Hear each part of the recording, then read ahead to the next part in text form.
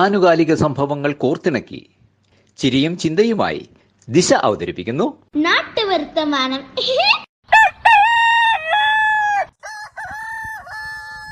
ഓ രണ്ട് രണ്ട്, ഈ രണ്ട് നാല്, രണ്ട് ആറ്, രണ്ട് 8. അയ്യോ എൻ്റെ കർത്താവേ വയ്യ. ഈ കിട്ടുള്ള ഇപ്പം വരാമെന്ന് പറഞ്ഞു പോയിട്ട് കുറച്ച് നേരം ആയല്ലോ. ഇനി എപ്പോഴാണാവാ വരണത്? അയ്യോ ചേട്ടത്തി, ഇതെന്ത് പറ്റി? രാവിലെ വലിയ കണക്കൂട്ടൽ. എന്താ മുട്ടക്കച്ചവടം പൊട്ടിപ്പോയോ? ഒന്നും മിണ്ടാണ്ടിരിയേണ്ട നമ്പൂരിച്ച, എൻ്റെ ശ്രദ്ധ കളയാതെ. നാളെ പരീക്ഷയാണ്. പരീക്ഷയോ? ഈ പ്രായത്തിൽ ഇനി എന്ത് പരീക്ഷയാ മറിയ ചേട്ടത്തി? ഇനി വല്ല IAS-ഉം IPS-ഉം വല്ലതുമാണോ? ഓ അതൊന്നും അല്ല, നാളെ എൻ്റെ കൊച്ചുമക്കളുടെ പരീക്ഷയാ. ഞാനിത് എങ്ങനെയും ഒന്ന് പഠിച്ചോട്ടെ. കൊള്ളാം കൊള്ളാം.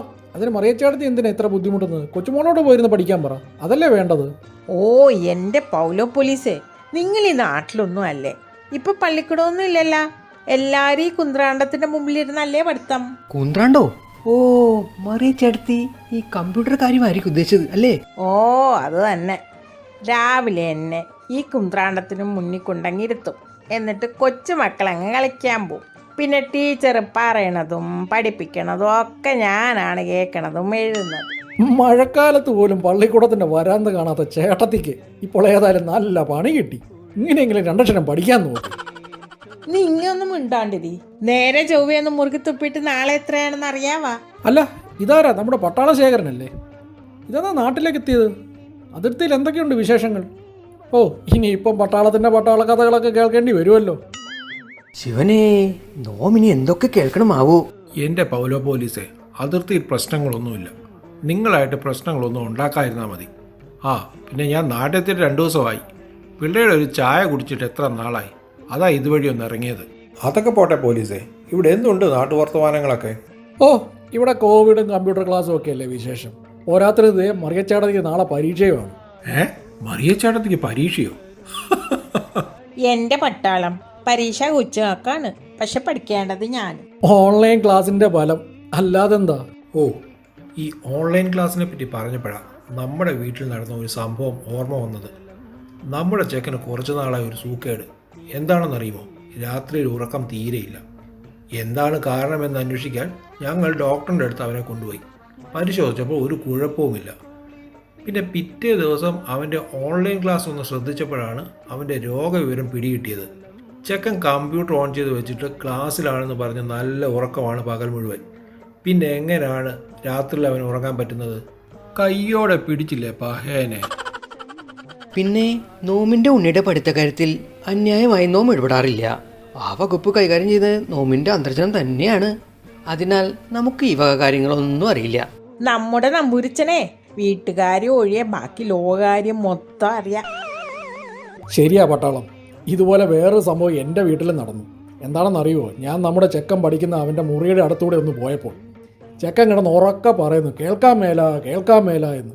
പണ്ടേതോ സിനിമയിൽ ഒരു നായകൻ പറഞ്ഞ പോലെ. ഞാൻ നോക്കുമ്പം എനിക്ക് നന്നായി അവൻ്റെ സാറ് പറയുന്നത് കേൾക്കാനും പറ്റുന്നുണ്ട്. കാര്യം ഒന്നുകൂടെ വിശദമായി നോക്കിയപ്പോഴല്ലേ സംഗതി പിടികിട്ടത്. സാർ അവനോട് എന്തോ ചോദ്യം ചോദിച്ചിരിക്കുകയാണ്. അവനാണെങ്കിൽ അതിന് ഉത്തരവ് അറിയത്തില്ല. അതിനാണ് അവൻ കേൾക്കുന്നില്ല എന്ന് പറയുന്നത്. ഏതായാലും ഞാൻ സാറിനോട് പറഞ്ഞു ഇവിടെ നന്നായി കേൾക്കുന്നുണ്ടെന്ന്. പിന്നെ എന്തായോ ആവോ. മാഷ് എത്തിയല്ലോ. എന്താ മാഷേ, താമസിച്ചു പോയോ? നമ്പൂരിച്ച, ഇന്ന് കുറച്ച് വൈകിയെന്ന് തോന്നുന്നു. കോവിഡ് കാലമൊക്കെ അല്ലേ, ഇപ്പോൾ ഒന്നിനും ഒരു കൃത്യനിഷ്ഠയൊന്നുമില്ലല്ലോ. അതെ, നമ്മൾ ഇത് തന്നെയാണ് പറഞ്ഞുകൊണ്ടിരിക്കുന്നത്. ഈ കോവിഡ് കാലത്തെ നമ്മുടെ കുട്ടികളുടെ പഠനവും ഈ ഓൺലൈൻ ക്ലാസ്സും മറ്റും. ഈ കോവിഡ് കാലം നമ്മുടെ കുട്ടികളുടെ പഠന രീതിയെ ആർക്കും പരിചയമില്ലാത്ത ഒരവസ്ഥയിലാണ് കൊണ്ടെത്തിച്ചിട്ടുള്ളത്. നമ്മുടെ കുട്ടികൾ ഒരു വലിയ വെല്ലുവിളിയുടെ കാലത്തിലൂടെയാണ് കടന്നു പോകുന്നത്.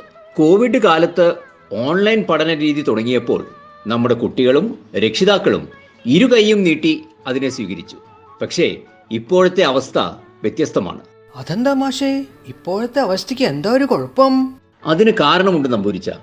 ഒന്നാമത്, ആരും ഈ പഠന രീതി ഇത്രയും നീണ്ടുപോകും എന്ന് കരുതിയിരുന്നില്ല. പിന്നെ ഉപ്പിനോളം വരുമോ ഉപ്പിലിട്ടത്? നമ്മുടെ സ്കൂൾ എന്ന ആശയം തന്നെ നമ്മുടെ ഇതിഹാസങ്ങളിലും മറ്റുമുള്ള ഗുരുകുല വിദ്യാഭ്യാസത്തിൻ്റെ മറ്റൊരു പതിപ്പല്ലേ. അറിവ് ആശയങ്ങളിലൂടെയും വ്യക്തിവികാസത്തിലൂടെയും മാനസിക ഉല്ലാസത്തിലൂടെയും കുട്ടികളിൽ എത്തുന്ന ഒരു കൂട്ടായ്മയാണ് സ്കൂൾ വിദ്യാഭ്യാസം. ഇവിടെ ഒത്തുചേരലുകളും ആശയങ്ങൾ പങ്കിടുന്നതും വളരെ അത്യന്താപേക്ഷിതമാണ്. സ്കൂൾ വിദ്യാഭ്യാസത്തിൻ്റെ മനോഹാരിതയും അതുതന്നെയാണ്. അതേ മാഷേ, അതുകൊണ്ടാണല്ലോ സ്കൂൾ ജീവിതകാലം എന്നും നമ്മുടെ മനസ്സിൽ പച്ചപിടിച്ചു നിൽക്കുന്നത്. കുട്ടികൾ തമ്മിലുള്ള ഇണക്കങ്ങളും പിണക്കങ്ങളും ഒക്കെ പഠനം പോലെ തന്നെ സ്കൂൾ ജീവിതത്തിൽ ഒഴിവാക്കാനാവാത്തതാണ്. ഈ പുതിയ പഠന രീതി അവർക്കിതെല്ലാം നഷ്ടമാക്കി. അതിനാൽ നമ്മുടെ കുട്ടികളുടെ നല്ല ഭാവിക്കായി അവർ അവരുടെ പഴയ സ്കൂൾ ജീവിതത്തിലേക്ക് തന്നെ മടങ്ങി വരേണ്ടതാണ്. ശരിയാണ് മാഷെ, എത്രയും പെട്ടെന്ന് വരണം, അല്ലെങ്കിൽ എൻ്റെ കാര്യം പോക്കാണ്. ഈ വയസ്സാം കാലത്ത് എനിക്ക് വയ്യ ഈ ഗുണനപ്പട്ടിയും പദ്യവും ഒക്കെ പഠിക്കാൻ. തീർച്ചയായും മറിയച്ചെടുത്തി, ഈ കോവിഡ് കാലത്തെ മറ്റൊരു വെല്ലുവിളിയായി മാത്രം കരുതി ആ നല്ല നാളുകൾക്കായി നമുക്ക് കാത്തിരിക്കാം. വിദ്യാധനം സർവധനാൽ പ്രധാനം.